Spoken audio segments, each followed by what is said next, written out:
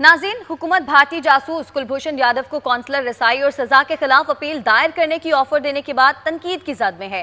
Opposition की जानिब से हुकूमत को शदीद तनकीद का सामना है। गुज़िश्ता रोज बिलावल भुट्टो जरदारी ने वज़ीर आज़म को शदीद तनकीद का निशाना बनाया। कहा कि जिसे कश्मीर का सफीर बनना था वो एक भारतीय जासूस का वकील बन बैठा है।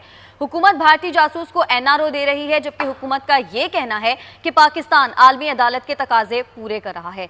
कुलभूषण यादव को नून लीग के दौर में गिरफ्तार किया गया। भारत की जानिब से ये मुकदमा आलमी अदालत ले जाया गया और नून लीग ने इसको कबूल किया। यहाँ पर सवाल उठता है, हुकूमत को तकाजों पर ही पूरा उतरना था तो अपोजिशन को एतमाद में क्यों नहीं लिया? अपोजिशन के शोर शराबे के बाद हुकूमत की जानिब से वजाहती बयानात दिए गए, अपोजिशन को ठंडा करने की कोशिश की गई। हुकूमत ने अपोजिशन से पहले मुशावरत क्यों नहीं की?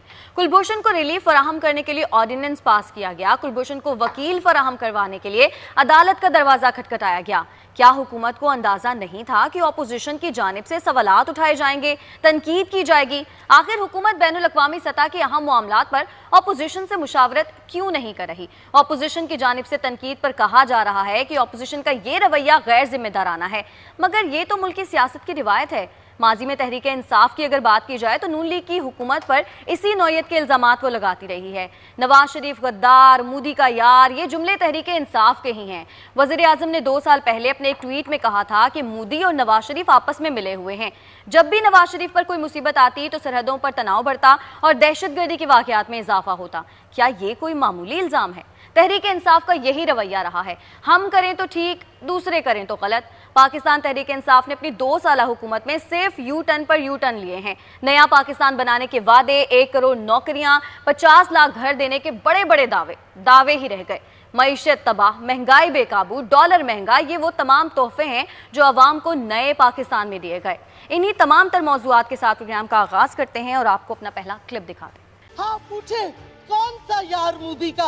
क्यों आप गए थे ICJ में उस वक्त? क्यों आपने एक्सेप्ट की थी jurisdiction? Now we are stuck with an ICJ decision. हम फंस गए एक ICJ की डिसीजन में क्योंकि इनकी कुताहियों की वजह से, जो इनको केस लड़ना ही नहीं चाहिए था। नाज़रीन, नवाज शरीफ के दौर में जब कुलभूषण यादव को सजाए मौत का हुक्म दिया गया तो उसके बाद इस फैसले को आलमी अदालत में चैलेंज किया गया और पाकिस्तान को आलमी कवानीन के मुताबिक ही चलना पड़ा। तो लगारी साहब, अब अपोजिशन जिस तरह से एहतजाज कर रही है, उनका ये एहतजाज किस हद तक दुरुस्त है? इसमें पाकिस्तान तहरीक इंसाफ की गवर्नमेंट का क्या कसूर है? पाकिस्तान तहरीक इंसाफ की गवर्नमेंट चोरी छुपे क्यों कर रही है? छप्पर के नीचे छुप कर क्यों कर रही है? अपोजिशन को और पाकिस्तान के लोगों को एतमाद में क्यों नहीं रही है? जब हाउस चल रहा है, जब ऐवान की मीटिंग हो रही है, जब कौमी असम्बली का इजलास हो रहा है, जब पार्लियामेंट मौजूद है और पार्लियामेंट के फंक्शनल है, और तब उस वक्त क्यों आप उस वक्त तो कर ही नहीं सकते ना। आप कोई भी ऑर्डिनेंस जारी कर ही नहीं सकते जब कौमी असम्बली की मीटिंग हो रही हो, कौमी असम्बली का इजलास हो रहा हो, आप कर नहीं सकते। तो कैसे आपने कर लिया ये? और ये कौन सा तरीका है आपका कि इस तरह से और अपोजिशन से छुपकर आपने पार्लियामेंट का रास्ता नहीं देखा, पार्लियामेंट की तरफ गए नहीं, कौमी असम्बली में गए नहीं, आप सेनेट में गए नहीं, कानून बनाया नहीं, कानून बना जबकि वो मौजूद था। आइन के अंदर ये लाजमी शर्त है कि अगर कौमी असम्बली का इजलास हो रहा हो तो आप ऑर्डिनेंस जारी नहीं कर सकते। तो फिर कैसे आपने ऑर्डिनेंस जारी कर दिया? देखें, तब मोदी का यार कौन है कौन नहीं है मुझे नहीं मालूम कि नवाज शरीफ ने इंतखाबी मुहिम चलाई थी या नहीं चलाई थी। इमरान खान ने तो उनकी इंतखाबी मुहिम चलाई थी। अगर मोदी आ गए और मोदी आ जाएंगे तो फिर कश्मीर का मसला हल हो जाएगा। लीजिए, हल हो गया। ये थे जो उनकी कैंपेन कर रहे थे और इंडियन वोटर्स को कह रहे थे कि जनाब आप इनको वोट दो, और उसका नतीजा ये निकला है कि हमारे गले में एक फंदा पड़ा हुआ है। हमारे लोग जो है पिछले 1 साल होने वाला है, चंद रोज के बाद, 10 दिन के बाद 1 साल हो जाएगा। आपको यह तो याद था कि मोदी आ गया तो कश्मीर का मसला हल होगा।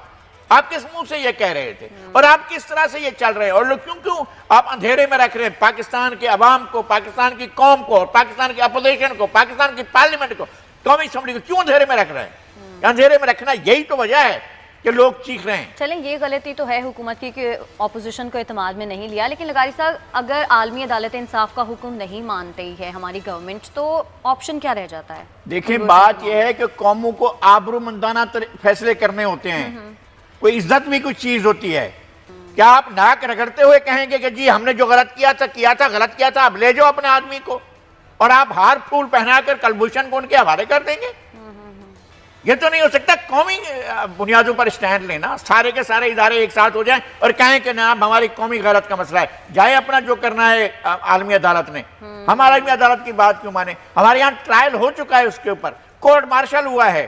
کیا یا تو یہ کہو کہ ہمارا کورٹ مارشل غلط تھا, یا یہ کہو کہ کورٹ مارشل کیا تھا جس عدالت نے وہ غلط فیصلہ کیا تھا. یا آپ مان لو, سارا کچھ مان کر اور پھر کہو دنیا کو لے جائیں جی آپ کلبھوشن کو.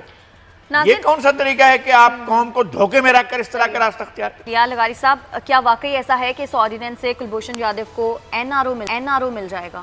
بالکل ایسا ہو سکتا ہے. میں نہیں کہتا ہوں, میں یہ کہہ رہا ہوں کہ یہ ملبہ کورٹ کے اوپر ڈالنا ہے کہ جی کورٹ نے ریلیز کیا, ہم کیا کریں, ہم تو مجبور تھے, ہم تو بے بس تھے, کورٹ نے کر دیا. اور کورٹ میں یہ کانفرنٹ نہیں کریں گے, کورٹ میں جا کر یہ صحیح پروسیکیوشن نہیں کریں گے, کورٹ میں جا کر یہ کیس نہیں لڑیں گے, ہاتھ باندھ کر کھڑے ہو جائیں گے اور کورٹ کے سامنے ایک ہی راستہ چھوڑیں گے, جناب آپ اس کو شک کا فائدہ دے کر بری کر دیجئے تاکہ ہم اس کو چارٹر جہاز میں بٹھا کر بھیج سکیں. یہ ایک طریقہ کار ہوگا.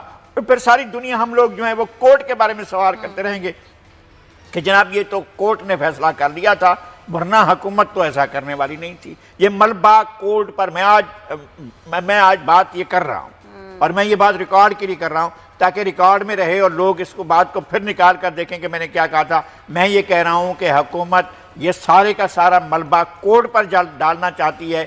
اگر کورٹ کی طرف سے یہ فیصلہ آ گیا کہ جناب یہاں پر جو ہے یہ ثابت نہیں کیا جا سکا کہ یہ جاسوس ہے, ثابت نہیں کیا جا سکا کہ یہ پاکستان میں پکڑا گیا, اور اگر کوئی اور معاملہ ہوا یا کسی اور طریقے سے اس کیس میں وہ بری ہو گیا, تو کس پر جائے گا بات تو کورٹ پر جائے گی. دیکھیں جناب, فوجی عدالت نے تو سزا دے دی تھی, کورٹ مارشل میں سزا ہو گئی تھی اور اس میں تو بالکل سزا پر ہو گیا تھا. لیکن کیا کریں جناب, یہاں پر سویلین کورٹ نے اس کو رہا کر دیا. اب سویلین کورٹ جانے اور اس کا کام سپیریئر جوڈیشری ہے, اور ہمیں پتہ ہے کہ بہت ہی قابل احترام پاکستان کی تمام ہائی کورٹس اور پاکستان کی سپریم کورٹ انتہائی قابل احترام ہے, اور ان کے ججمنٹس پر ایسا نہیں ہے کیونکہ بڑے سوالات اٹھے ہوں. لیکن آپ کیسے سوال اٹھائیں گے اگر یہ کورٹ جسٹس اطہر من اللہ کی کورٹ میں اگر یہ معاملہ جاتا ہے, تو کیا ہم یہ اٹھائیں گے ان کے بارے میں سوال؟ ہم ان کی لائلٹی پر شک کر سکتے ہیں, ہم کہہ سکتے ہیں کہ جسٹس اطہر من اللہ کسی دشمن کو ایسے ریلیف دے دیں گے, لیکن مسئلہ کیا ہے کہ یہ حکومت اگر پروسیکیوشن نہیں کرے گی تو پھر کیا ہوگا؟ ایک ہی راستہ ہوگا, جناب بری کر دیں آپ, کورٹ تو میرٹ پر فیصلہ کرے. کہ لوگوں کو اعتماد میں کیوں نہیں رہی ہے؟ جب ہاؤس چل رہا ہے, جب ایوان کی میٹنگ ہو رہی ہے, جب قومی اسمبلی کا اجلاس ہو رہا ہے, جب پارلیمنٹ موجود ہے اور پارلیمنٹ کے فنکشنل ہے, اور تب اس وقت کیوں آپ اس وقت تو کر ہی نہیں سکتے نا. آپ کوئی بھی آرڈیننس جاری کر ہی نہیں سکتے جب قومی اسمبلی کی میٹنگ ہو رہی ہو, قومی اسمبلی کا اجلاس ہو رہا ہو, آپ کر نہیں سکتے. تو کیسے آپ نے کر لیا یہ؟